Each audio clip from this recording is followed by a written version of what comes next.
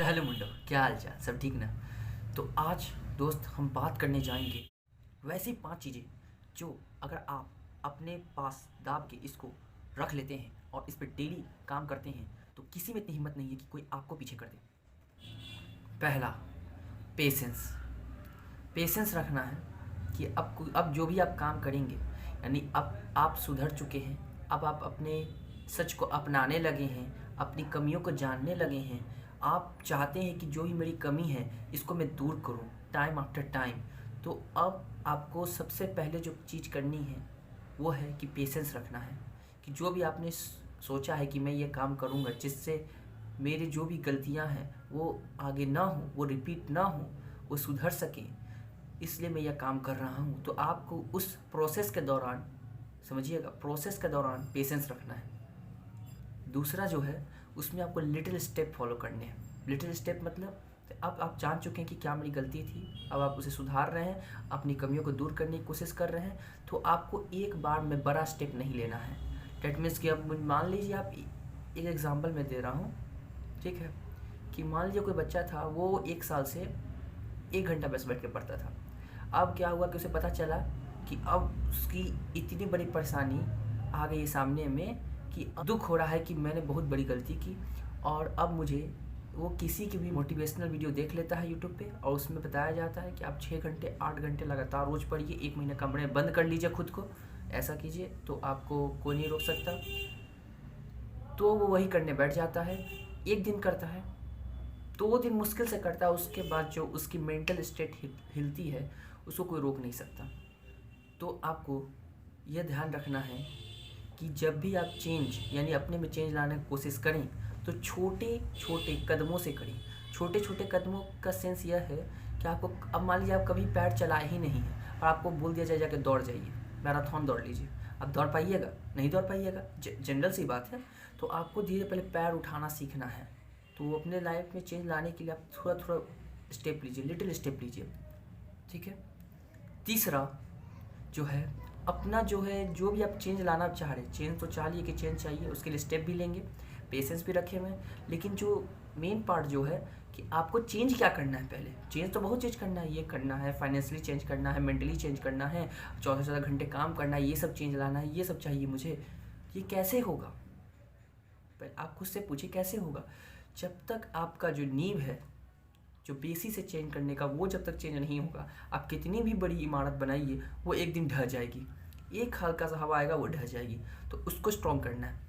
आपने एक लंबे समय से एक इरेगुलर रूटीन फॉलो किया हुआ है, कभी खा लेते हैं, कभी पी लेते हैं, ज़्यादा देर मोबाइल कंटेंट कंज्यूम कर रहे हैं, ज़्यादा देर मोबाइल चला रहे हैं, तो ये सब चीज़ें हो रही हैं।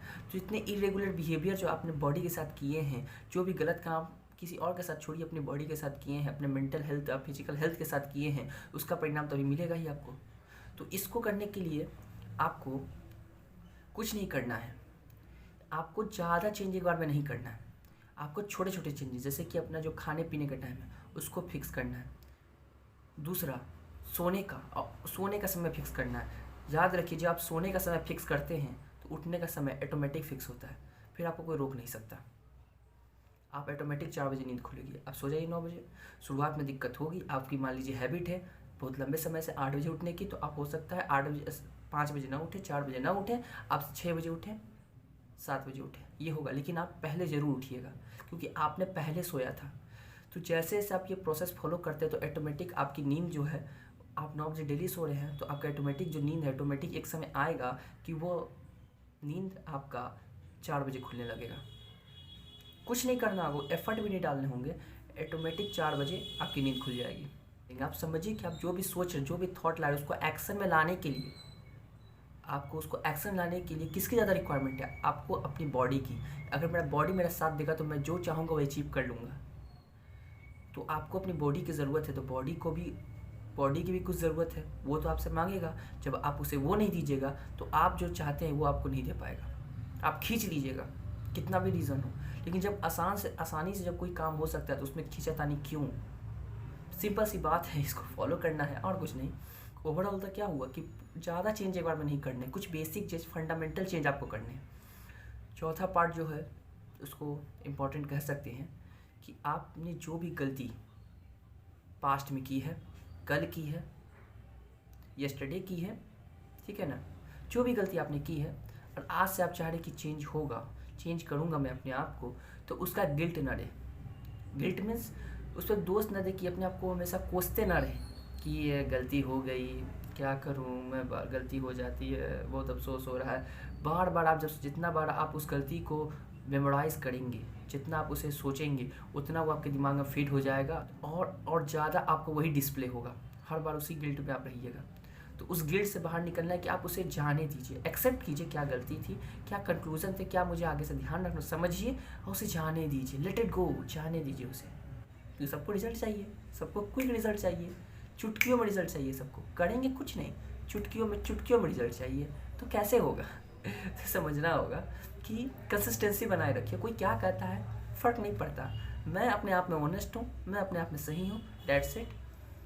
बस ये 4 चीज़ें और ये 5 कंसिस्टेंसी को मिला लीजिए और इसे ही बस करते रहिए। कुछ लंबे 3 महीने, 5 महीने, 6 महीने, मैं कहूँगा कम से कम 1 साल इसे कीजिए। डेली करना है, कंसिस्टेंट रहना है। 1 साल बाद जो अपने आप में देखिएगा ना, आप बता नहीं पाएगा क्या मैं वही लड़का हूँ या वही लड़की हूँ कि जो मैं पहले थी, जो मैंने गलतियाँ बहुत पहले की थी। क्या मैं वही लड़का हूँ, क्या वही लड़की हूँ, क्या मैं वही इंसान हूँ जिसने इतनी गलतियाँ की थी, जो उस समय ऐसा दिखता था, ऐसा बोलता था, आज इतना चेंजेस है। आप खुद में महसूस कीजिए, दूसरे क्या कहते हैं वो बात की बात है, आप खुद में महसूस कीजिए, दैट्स मोर इम्पोर्टेंट। लोग आपके वैल्यू करेंगे, वो कर देंगे क्योंकि आपने काम कर रहे हैं डेली। कुछ कभी दिखेगा, कभी वो चीज़ नहीं दिखेगी, अपॉर्चुनिटी मिलेगी, जब आप शो करेंगे तो दिखेगा। तो दैट्स इट, इन 5 चीज़ों को फॉलो कीजिए। तो आशा करता हूँ कि जो भी मैंने आज बातें कही, जो भी मेरे एक्सपीरियंस है, मैं कहीं कॉपी नहीं करता, जो भी मेरे एक्सपीरियंस है, जो मुझे लगता है कि बताने चाहिए, जो भी मैं एक्सपेरिमेंट करता हूँ, वो आप तक पहुँचाने की कोशिश करता हूँ।